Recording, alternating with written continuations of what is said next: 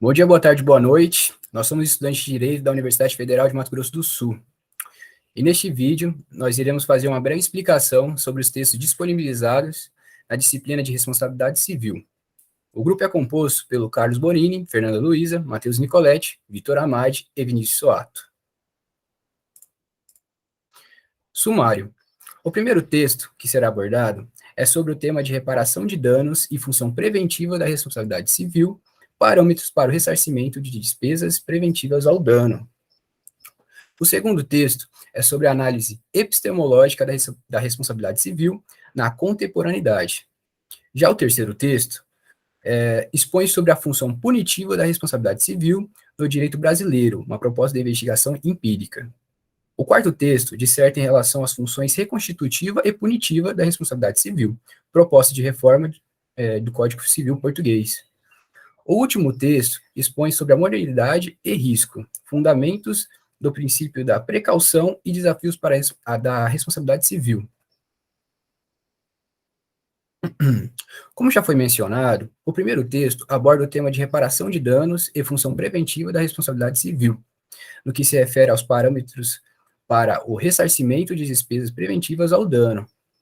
O estudo da responsabilidade civil está em adequação com a contemporaneidade, pois exige que seja analisado de maneira epistemológica para identificar tudo o que vivemos, como culpa, dano e relação causal. Considerando toda a análise realizada, tivemos o entendimento de que, desde as leis das 12 tábuas, Alex Achille, notamos que, ao longo do tempo, a responsabilidade civil vivenciou diversas mudanças nos modelos e padrões. É imperioso ressaltar que a evolução histórica da responsabilidade civil se deu de forma morosa, isto é, lenta, demorada, tardia, passando por diversos estágios, como a vingança coletiva, vingança privativa, composição voluntária e obrigatória. Ainda em relação ao primeiro texto, percebemos que a busca da verdade hoje se conecta a uma investigação sobre a possibilidade da verdade. O direito pressupõe uma obrigatória interação entre o saber físico e abstrato. O saber físico é sensível, visível, fático, experimental e a ele corresponde o ordenamento positivo. Já o saber abstrato é racional, invisível, deôntico e filosófico. Seguindo esse raciocínio, entendemos que são dois planos distintos, mas que na teoria do direito ocuparam espaços respeitáveis de discussão. E não podemos esquecer que a responsabilidade civil carrega uma função basilar de reparação, de modo que justifica a indenização à vítima.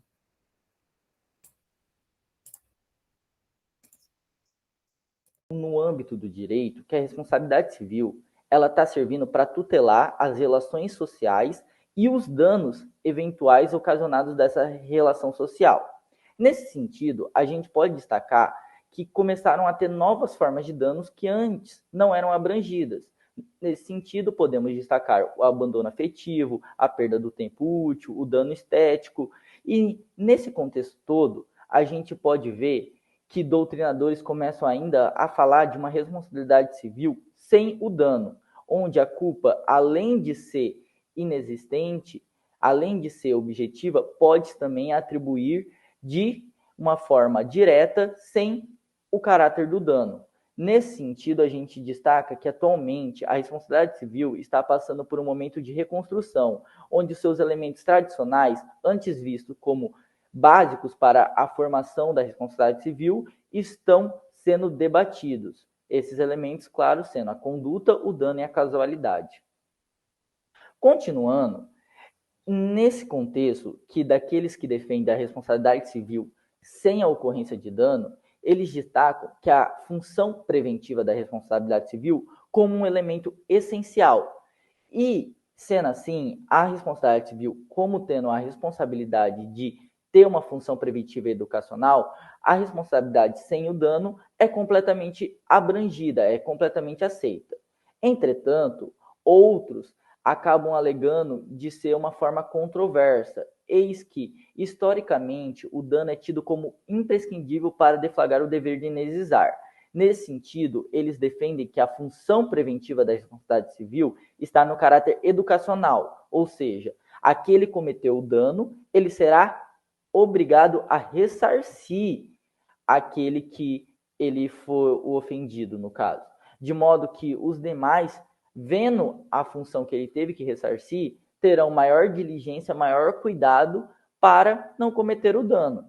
Nesse sentido, a gente destaca que medidas preventivas adotadas a fim de evitar um dano iminente podem ser usados como critérios seguros para diminuir o quanto indenizatório. O que quer dizer? A pessoa que é mais diligente, ela poderá ter que pagar um ressarcimento menor, enquanto aquela que não teve diligência nenhuma terá que pagar o quanto indenizatório total.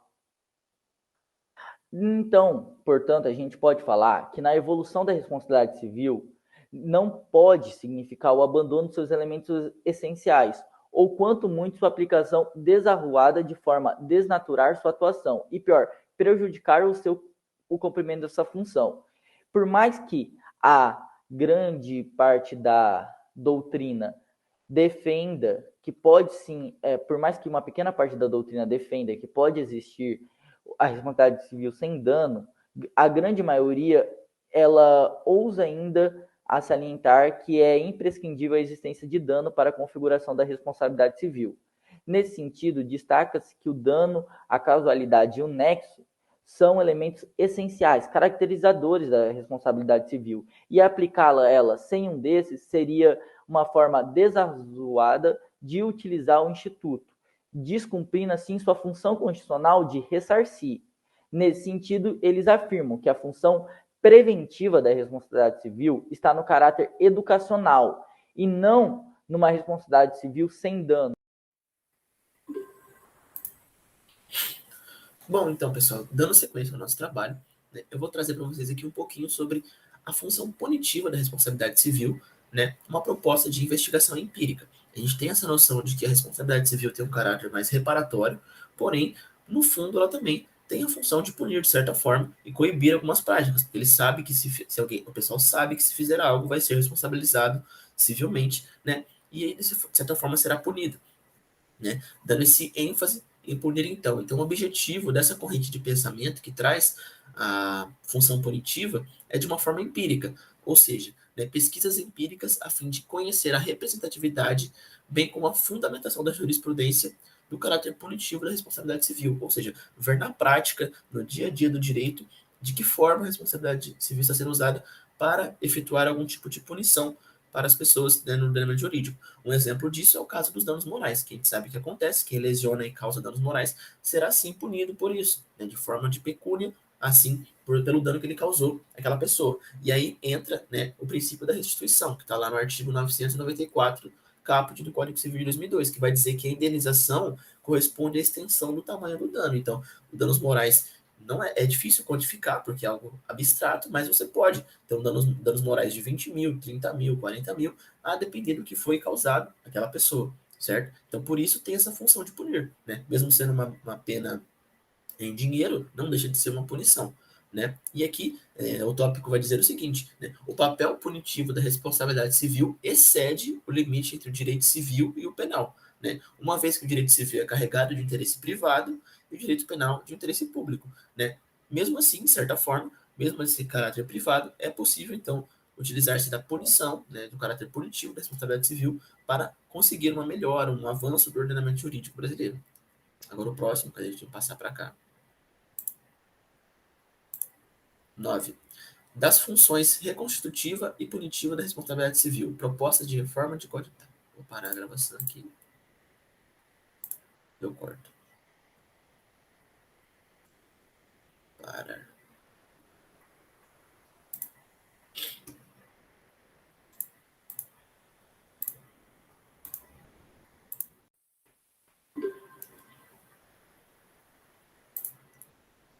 Bom, agora vou falar um pouquinho para vocês das funções, né, na responsabilidade civil. São duas, né? A função reconstitutiva e também a função punitiva que eu acabei de citar anteriormente, né? Que são propostas de reforma do Código Civil português, né? Ou seja, bom, o dever de indenizar é visto como um remédio que transfere o lucro para o lesado.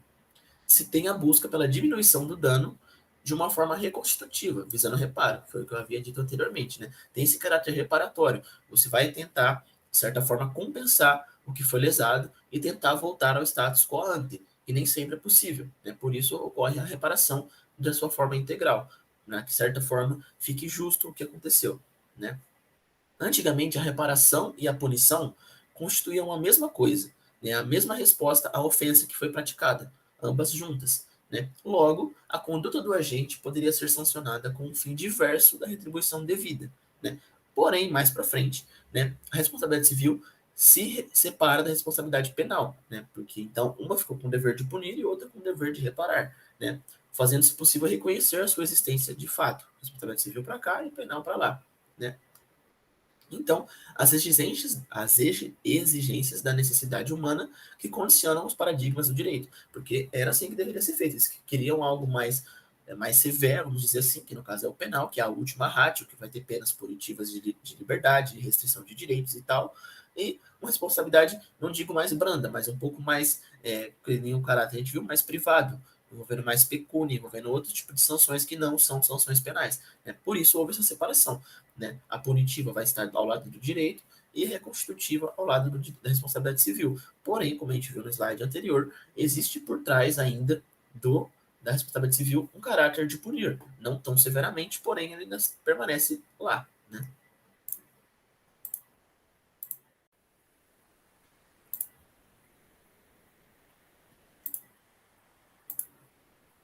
Bom, então, por fim, chegando aqui ao último slide do nosso trabalho, né, que vai trazer um pouco sobre modernidade e risco, né, ou seja, fundamentos do princípio da precaução e desafios para a responsabilidade civil, né. Esse princípio tem seu fundamento baseado na emancipação do homem da natureza, bem como a tradição por meio da ciência até a modernidade, né. Você vai estar buscando, então, algum mecanismo que gere segurança no desenvolvimento científico, levando em consideração que o processo evolutivo leva alguns riscos, né, marcados pela falta da experiência histórica. Quando você não tem esse embasamento, você acaba errando, né?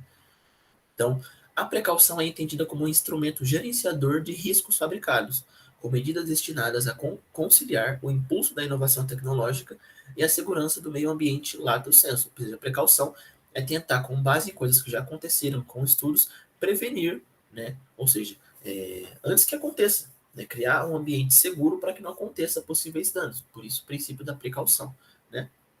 Ou seja, atualmente se deve buscar uma conciliação jurídica entre a livre iniciativa e a proteção do meio ambiente. É necessário que a moralidade seja reflexiva, né? Ou seja, que ela olhe para si mesmo, veja o que precisa ser feito, né? E com base nisso se previna, né? Para que não haja problemas no meio ambiente, nesse caso o lato senso como um todo, para as pessoas que vivem em harmonia, né? Ou seja, precisam então ter essa precaução antes para que não aconteça problemas no futuro, né? A complexidade de se colocar em pauta as noções substanciais da responsabilidade civil, levando em conta que isso gera uma necessidade de criatividade jurídica institucional imprescindível à garantia de uma assunção de riscos conscientes. Logo, o objetivo é que possíveis danos sejam compensados de forma adequada, né? E, apesar de ter a precaução de querer que os danos não aconteçam, é preciso que, se caso haja, de fato, um dano, um problema, tenha um arcabouço jurídico, um sistema capaz de reparar esse dano e tentar evitar que ele aconteça novamente, né? Também com base no princípio da precaução. Então, é nesse sentido, né, que vai dizer esse slide nosso aqui. E esse é o fim do nosso trabalho, espero que tenham gostado. Qualquer dúvida pode entrar em contato com a gente. E é isso aí, tamo junto.